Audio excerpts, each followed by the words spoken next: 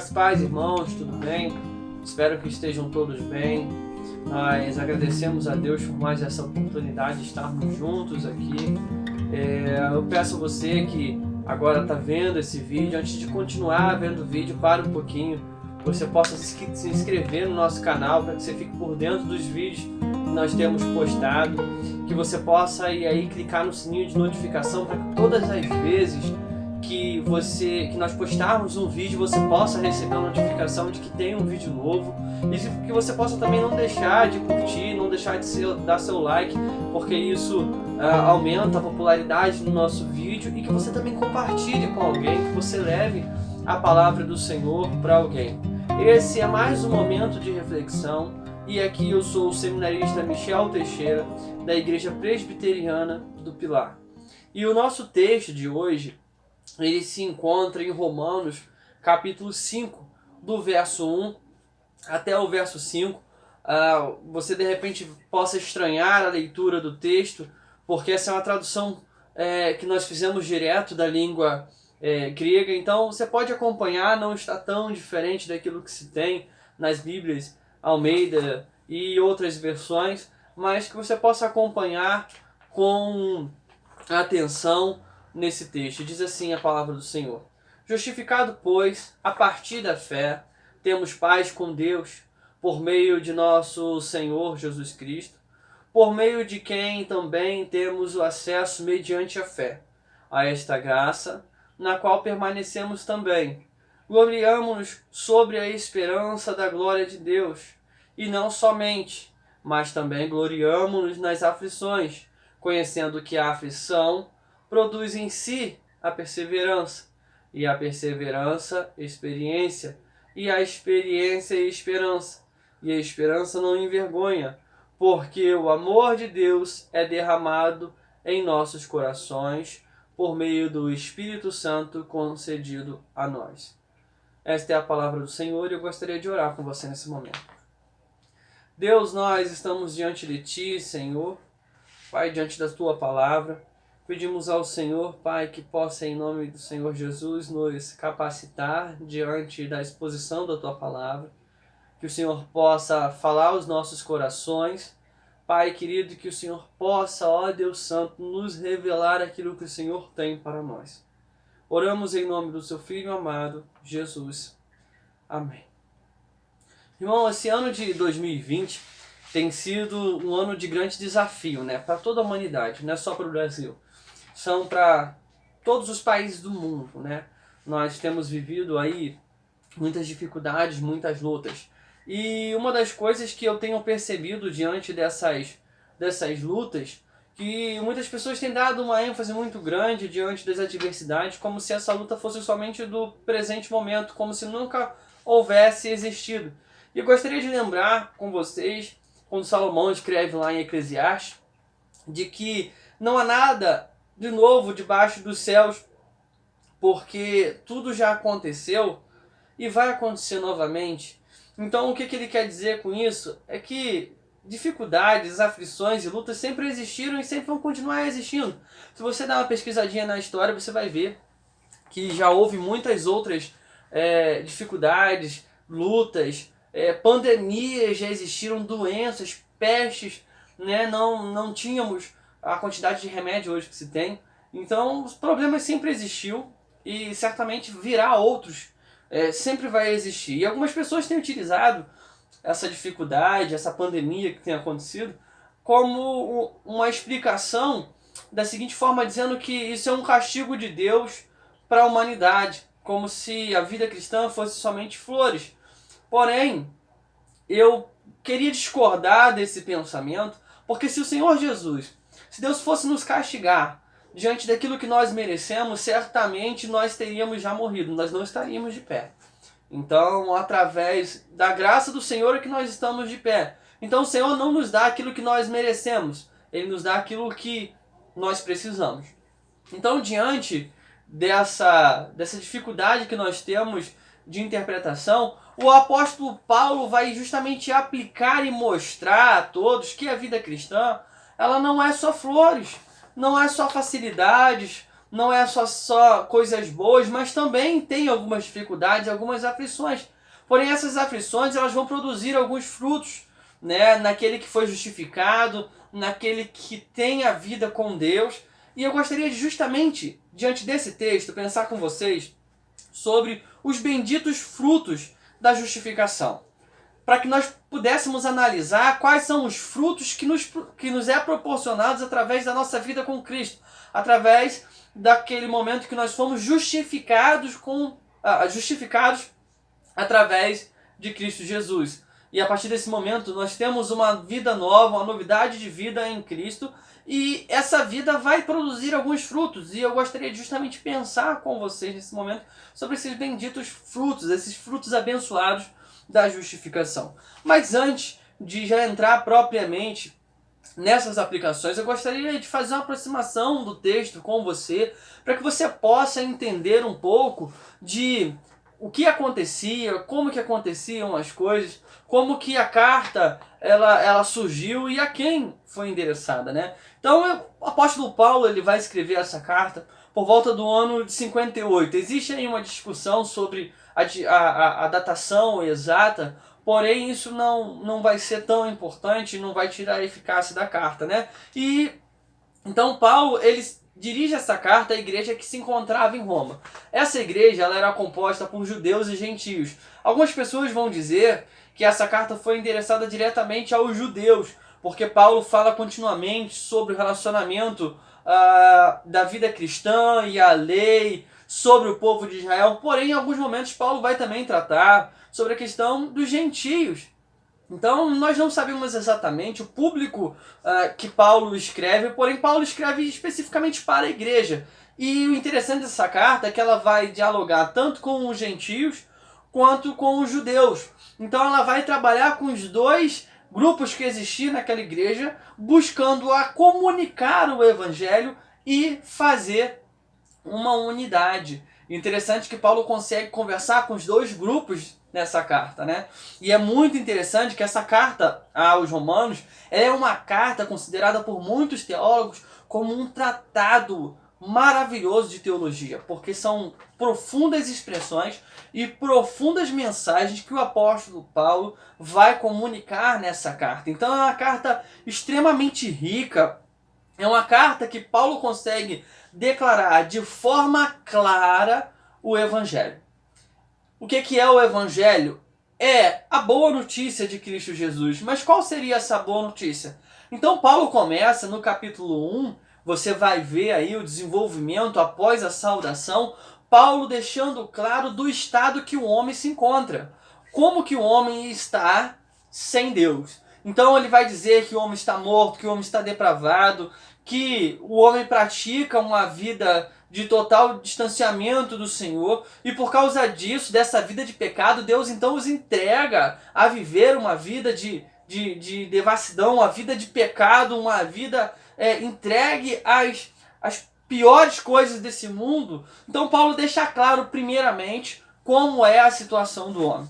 Depois Paulo começa a desenvolver, no decorrer dessa carta, sobre o grande projeto do Senhor, o amor do Senhor pelos seus. Então Paulo começa a trabalhar o desenvolvimento dessa carta, a justificação. Então ele começa a dizer, olha, tem uma má notícia que é a realidade do homem e que o homem se encontra em estado de pecado, porém o Senhor ele é fiel à sua palavra e então ele começa a desenvolver ali a justificação, o trabalho que foi feito pelo Senhor na cruz e todo o plano de salvação. Então Paulo ele vai desenvolvendo ao decorrer da carta a carta enviada aos Romanos uma profundidade maravilhosa, o projeto do Senhor, a justificação, como que isso se dá, qual o impacto que isso tem na vida do crente. Paulo vai dizer, faz analogia entre Cristo e Adão, que Adão ele pecou e não conseguiu concluir aquilo que era para ser feito. Então Cristo vem,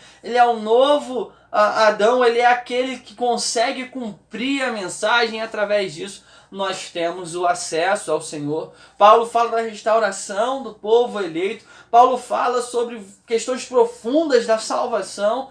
Então ele vai desenvolver nessa carta, se você pegar a carta aos Romanos, você vai ver a profundidade que é. Certamente, se você já leu em algum momento da sua vida essa carta, você já percebeu a profundidade dessa carta. Então, Paulo ele vai desenvolver o tempo todo temas ligados à salvação. E o interessante é que, se nós dessemos um tema a essa carta, é o que muitas pessoas, muitos teólogos eles vão defender, é que o tema dessa carta é a justificação. Paulo ele trabalha a comunicação do evangelho do início ao fim da carta aos Romanos. E ele vai falar exatamente sobre a justificação, sobre os aspectos, sobre a obra do Senhor, a obra salvífica. Então, ao decorrer dessa carta, você vai enxergar a justificação. E eu gostaria de fazer mais uma aproximação, então, com um texto anterior que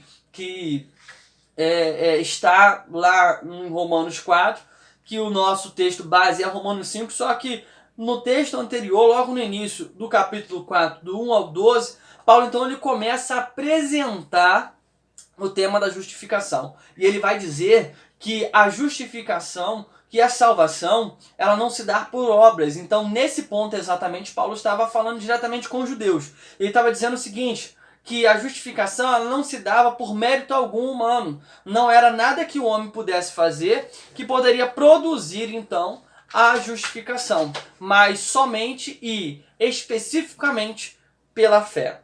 Isso nós percebemos no capítulo 4, do verso 1 ao 12.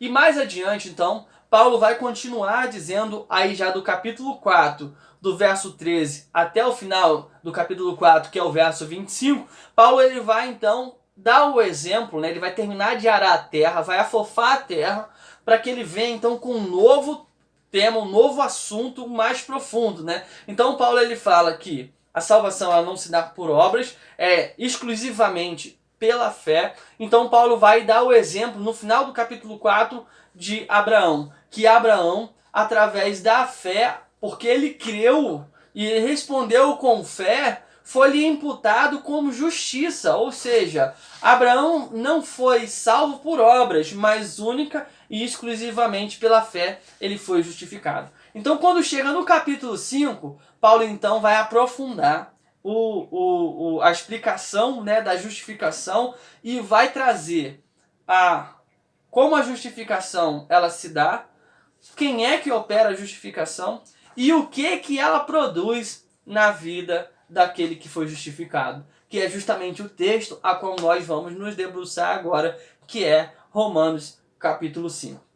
Então, o primeiro texto que Paulo, o primeiro versículo que Paulo vai enfatizar é já uma profundidade enorme e ele traz uma riqueza muito grande de informação. Ele diz assim, o verso 1 do capítulo 5, justificado, pois, a partir da fé, temos paz com Deus por meio de nosso Senhor Jesus Cristo. Paulo então ele começa deixando claro o seguinte, que a justificação ela se dá única e imediatamente através da fé.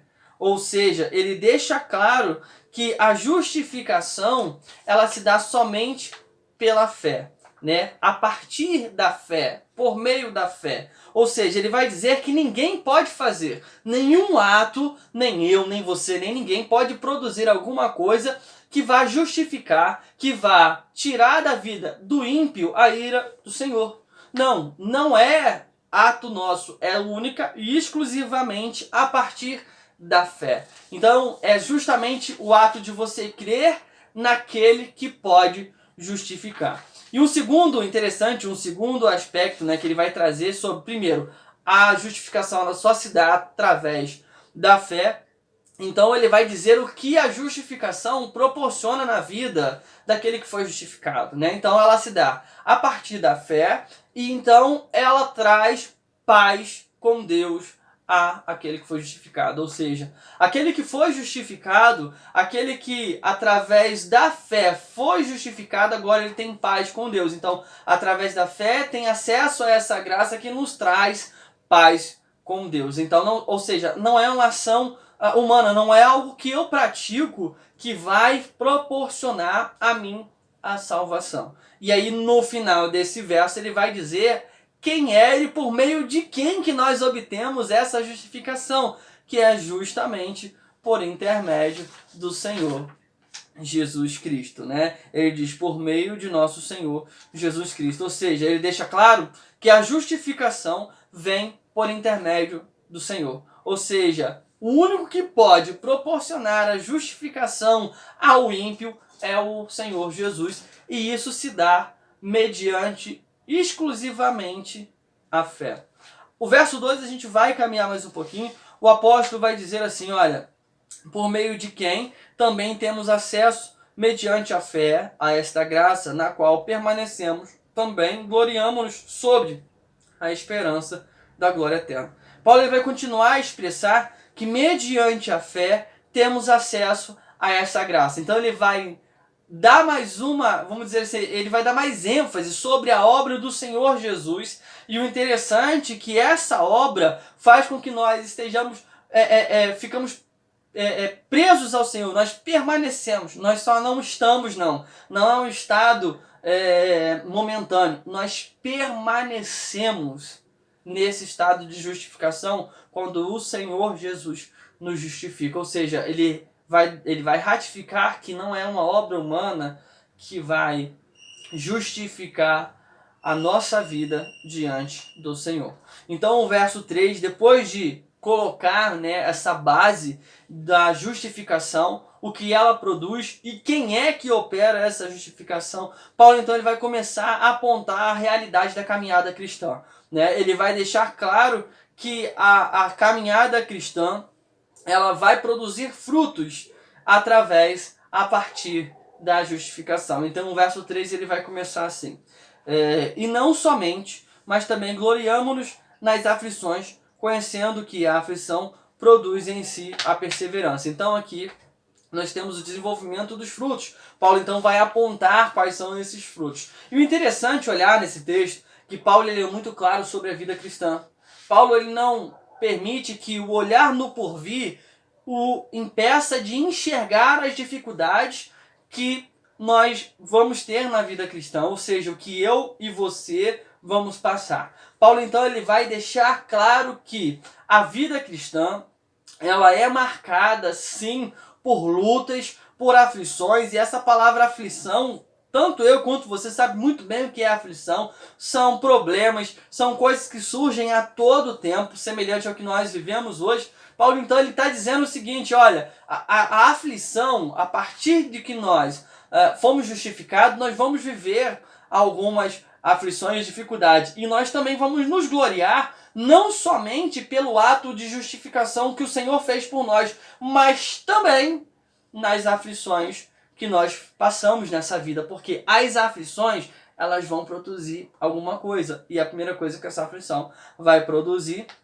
é a perseverança, né? E o primeiro fruto é essa perseverança, né? Que nada mais é que continuar esperando na caminhada pelo Senhor. Por isso que algumas Bíblias vão traduzir essa perseverança como paciência, porque ela tem uma ligação direta com a questão da paciência, porque perseverar tem mais a ver com paciência do que com insistência. As pessoas acham que perseverar é ser insistente, é ficar tentando ali o tempo todo sobre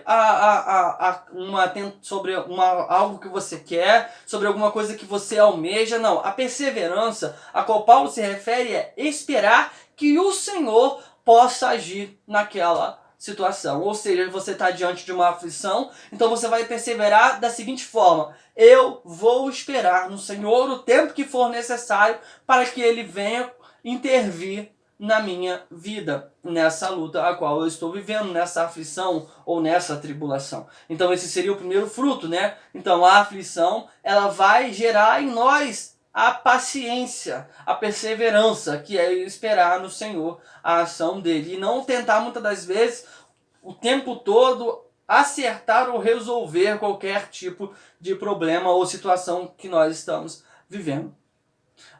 O segundo fruto que Paulo vai falar é que essa perseverança ela vai gerar a experiência. E essa experiência mais tem a ver com a aprovação, né? Ou seja, nós perseveramos, nós esperamos no Senhor, então por isso nós experimentamos a ação do Senhor, porque nós conseguimos através da graça do Senhor, através do Espírito Santo dele, esperar nele, e então ele age ao nosso favor. Então nós vamos ali adquirindo experiência de que o Senhor Jesus, ele age, que o Senhor Jesus, ele trabalha.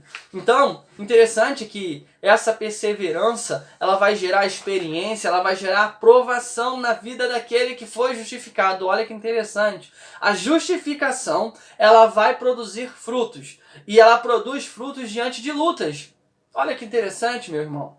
Ela vai produzir, através de uma aflição, uma perseverança de esperança, de esperar no Senhor com paciência a ação dele. E após esperar, você vai perceber que o Senhor Jesus, ele vai agir, e então você vai ter experiência, você vai experimentar o agir de Deus na sua vida. E um outro fruto, a partir dessa experiência que vai ser gerado, é a esperança.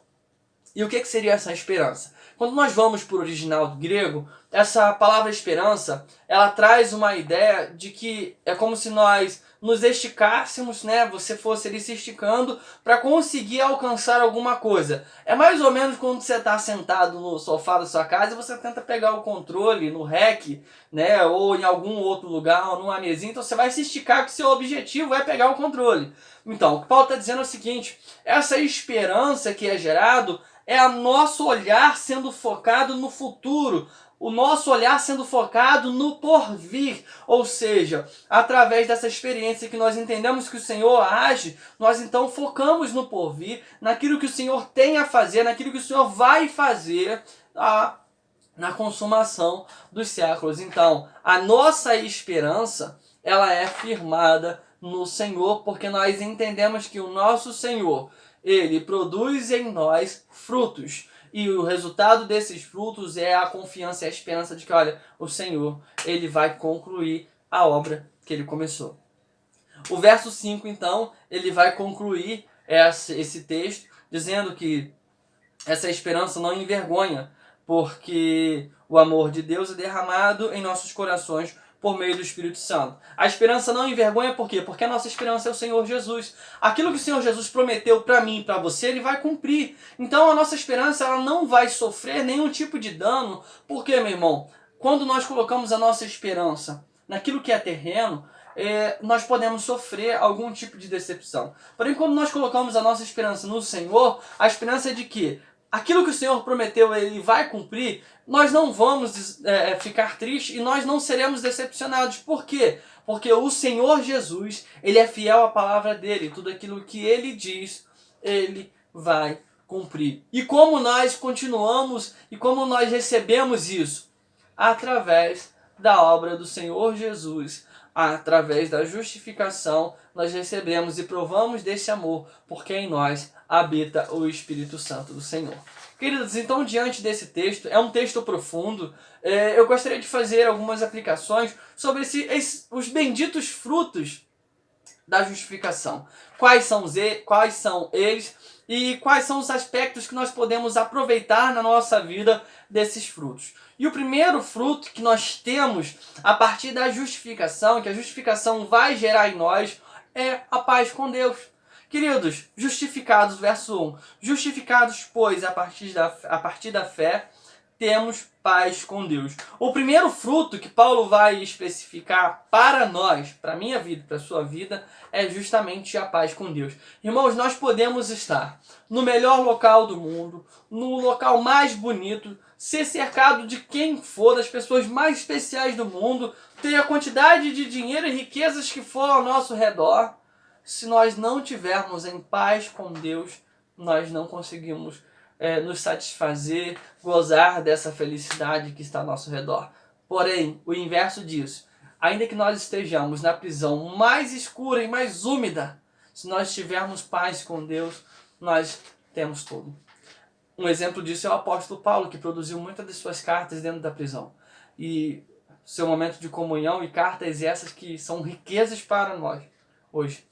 Então você, nós, a primeira coisa e o primeiro fruto que nós podemos provar a partir da justificação. Eu fui justificado, você foi justificado, você foi declarado justo pelo Senhor. Então, por isso você tem paz com Deus, você não está mais debaixo da ira do Senhor. Então, qualquer dificuldade que possa surgir na sua vida, na minha vida, na nossa vida, ela não tem poder de roubar de nós a paz, porque a nossa paz é uma paz plena, completa, é uma paz que está além do entendimento humano, é uma paz que não está condicionada às coisas desse mundo. Por isso que mesmo diante das lutas, adversidades e aflições, nós devemos nos permanecer tranquilo, porque nós temos paz com Deus. O segundo fruto que Paulo vai trazer para nós é a perseverança, né? Conhecendo que a aflição produz em si a perseverança, ou seja, a aflição ela vai produzir em nós mesmos a perseverança, ou seja, não é algo externo não que vai acontecer, não é na outra pessoa, é em mim mesmo, é em você, é em nós. Essa perseverança que vai ser desenvolvida, a nossa capacidade de esperar no Senhor continuamente pela ação dele sobre qualquer aflição que surge diante de nós. Então eu gostaria de justamente frisar esse aspecto com você, meu irmão, de que nós precisamos aprender a esperar no Senhor, a perseverar. Entenda, é perseverança barra paciência, não perseverança barra insistência. Não é insistir na mesma coisa o tempo todo, porque você quer algo, então você vai perseverar. Não, não. A perseverança a qual nós somos chamados a frutificar é a perseverança a qual nós esperamos a ação do Senhor sobre a nossa aflição. Ou seja, se você está vivendo algum momento de aflição, entenda o seguinte: persevere esperando que o Senhor vai agir na sua vida. Então esse é o segundo fruto. O primeiro é paz com Deus, o segundo é perseverança, o terceiro é experiência. Ou seja, se você perseverar, se você continuar esperando no Senhor, o Senhor vai agir e você vai poder provar dessa maravilha que é o agir de Deus. Ou seja, você vai ter experiência, você vai conseguir comunicar às outras pessoas que o que você provou e foi aprovado através das suas dificuldades, das suas lutas. Não despreze as aflições, porque as aflições elas vão produzir em nós a paciência, perseverança, vai produzir em nós a experiência. Muitas das vezes nós queremos a experiência, nós queremos ser aprovados pelo Senhor, sem mesmo ter, em algum momento da nossa vida, passado algum tipo de provação, algum tipo de aflição. Então, a chamada do Senhor para a nossa vida hoje é justamente produzir esse fruto da experiência, é de nós contarmos que mesmo diante dessas dificuldades que hoje nós enfrentamos, de não podermos estar juntos glorificando ao Senhor, de não podermos estar juntos na casa do Senhor, nós, no futuro, vamos poder dizer assim: olha, eu experimentei do agir de Deus na minha vida. Eu experimentei do agir de Deus no meu ser. Então, primeiro, paz com Deus. Segundo, perseverança. Terceiro, experiência. E essa experiência vai gerar esperança. E qual é a esperança? De saber o seguinte: sempre diante de alguma dificuldade, eu vou esperar. Porque eu estou olhando lá na frente, eu estou olhando no porvir, eu sei que o meu Deus jamais me desamparará. Nosso olhar começa a ser focado na eternidade. A nossa vida deixa de ter um olhar momentâneo, terreno, e somente para o nosso momento de vida, e nós começamos a olhar lá na frente, olhar para a eternidade, crendo que o Senhor Jesus vai concluir aquilo que ele começou. Então, perceba, irmãos, como é que isso vai evoluindo, né? Esse fruto, ele começa através de uma aflição, né? Fomos justificados, sofremos aflições, nos gloriamos por isso, porque essa aflição, ela vai gerar em nós a perseverança, a experiência e a esperança. E essa esperança, como nós vimos, é uma esperança que não confunde. Ou seja, é uma esperança que não vai se envergonhar. Por quê? Porque o Senhor Jesus é aquele que responde às nossas orações, é aquele que é fiel à sua palavra, é aquele que cumpre tudo aquilo que prometeu. Então, irmãos, eu gostaria de lembrar com vocês: primeiro fruto, paz com Deus. Segundo fruto, perseverança. Terceiro fruto, experiência. E quarto fruto, esperança. E eu gostaria de te desafiar nesse momento. Eu não sei se você que está ouvindo essa mensagem ainda não teve esse encontro com o Senhor, ainda não provou dessa justificação que produz tantos frutos maravilhosos. Então eu gostaria de te desafiar a falar com o Senhor que você quer provar desses frutos. Se você ainda não provou desses frutos, fale com o Senhor nesse momento que você quer provar desses frutos. Eu gostaria de orar com você nesse momento. Pai Santo, nós estamos diante de Ti nesse momento. Pai querido, glorificando o Senhor por essa mensagem, pedindo ao Senhor, Pai, que Tu possas, em nome de Jesus, nos encher com o Teu Santo Espírito, para que nós possamos frutificar através e a partir da fé, Pai querido, a qual nós fomos justificados, e esses frutos através da justificação são produzidos em nós, nos levando à maturidade. Deus, que as pessoas que queiram nesse momento entregar-te a vida, ó Pai, o Senhor as receba, ó Deus, que o Senhor as permita aprovar desses frutos, para a glória do Teu santo nome, ó Deus. Nós oramos em nome do Seu Filho amado, Jesus. Amém.